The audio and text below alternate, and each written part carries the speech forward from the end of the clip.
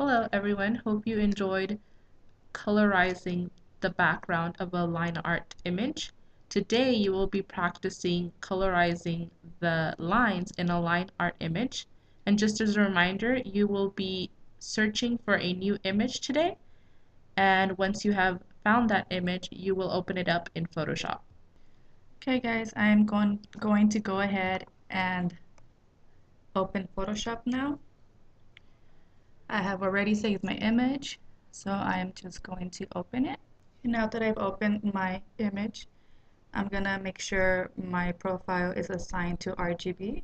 You can find that in the file, assign RGB. You're going to create a new layer. Once you create a new layer, you're gonna go back to mode. Instead of multiply, you're going to choose screen. First layer to the name of the color I will be using. Now that I am in the foreground colors, I am going to go ahead and choose my pink color and press OK. Now I can go in and start colorizing the black lines only. Go ahead and do that with your brush tool. Then I'm going to select a new layer, name it the color I plan on using next, which is blue. I'm going to go to my foreground color, select the blue color that I want, press OK, and start coloring. Oh, I forgot to put it on screen mode. I'm going to go back to my layer and put screen. Then I'm going to continue coloring my lines. I'm going to add some more blue to her hair, make her look pretty. Notice it is only coloring the black lines and not the background because of my screen mode. I went ahead and added a new layer. I'm going to name this one teal. Put it to screen. Don't forget that. Choose my teal color, press OK. Continue coloring her hair.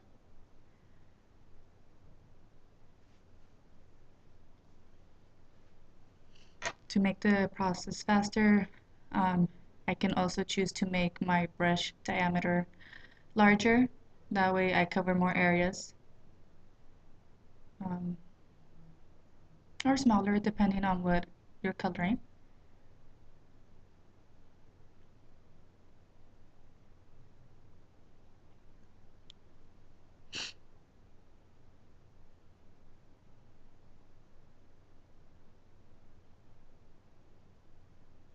Add some more teal to the tips of her hair.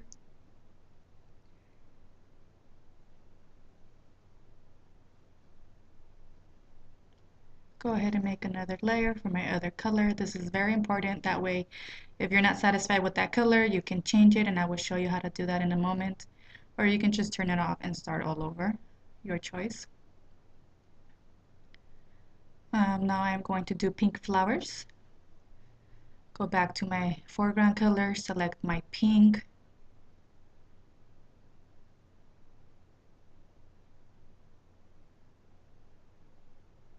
Select OK. I'm going to zoom into my flowers, that way I can do it in more detail. Don't forget again to go to screen.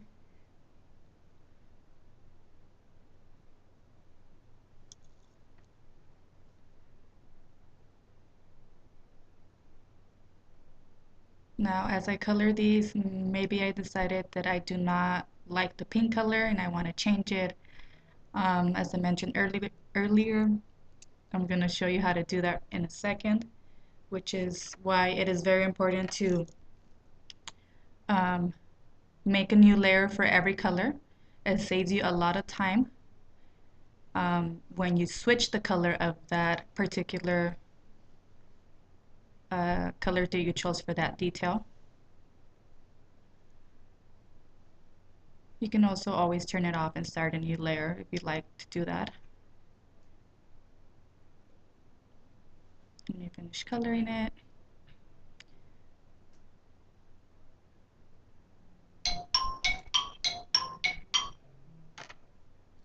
okay, now to do that, I'm going to lock my layer, which is that checkerboard piece right on top. That is going to lock the pixels that I have chosen and used for the pink color. Now, maybe I want to change the color pink to blue, red, yellow, orange. I'm going to choose somewhat of a Let's see what color.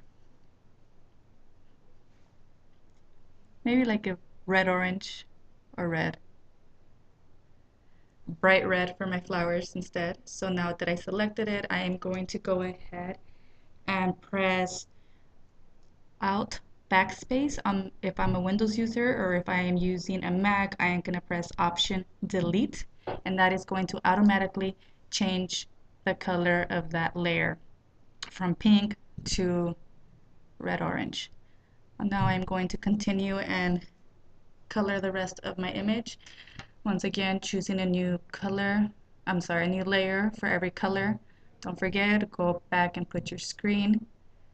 And every time I do this, and if I don't like a color, I can always go back and change it. Once again, you do that by locking the pixels, which is that checkerboard icon on top of your layers. And you're going to press Alt backspace if you're a Windows user, or if you're a Mac user, you're going to press Option Delete, and it automatically changes the color of the pixels that you selected.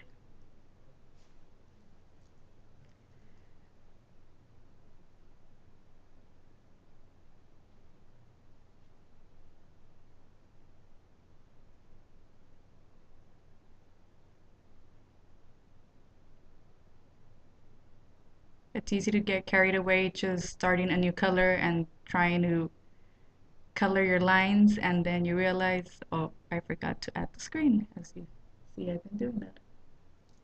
So just don't worry, go back to your mode and change it to screen, and it solves your problem. Here I'm making my brush larger just to cover more space at one time.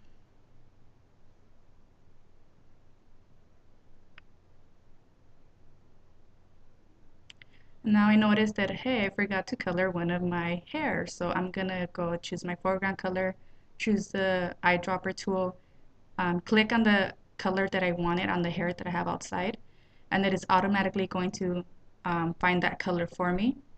And then I'm going to go ahead and color the remaining of her hair.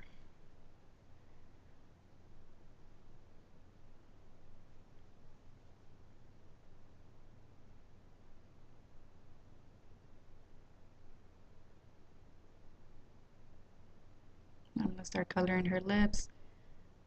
Um,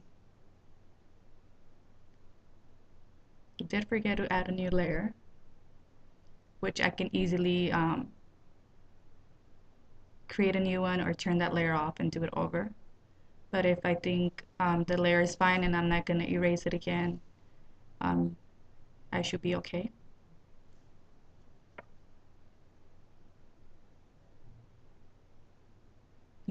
Don't forget to put your screen mode.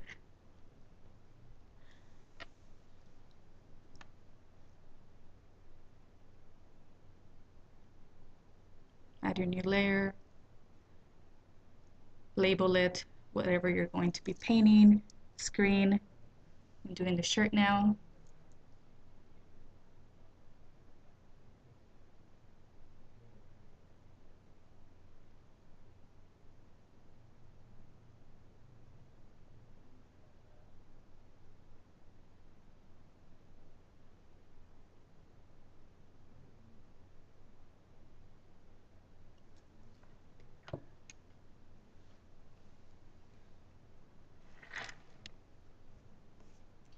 One troubleshooting tip, if you do decide to change the color that you did not want after you lock it and you press Alt backspace or Option Delete, it might be that your fill option is not in the correct selection. So what you will do is go up to Edit, select Fill, make sure that the foreground is selected, and press OK, and it should do it for you.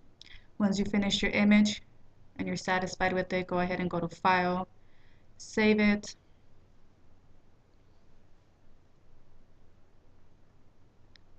You may want to rename it once again because you are uploading your before and after. Go ahead and save it as a JPEG. Once again, you can make the resolution smaller. I'm sorry, the file size.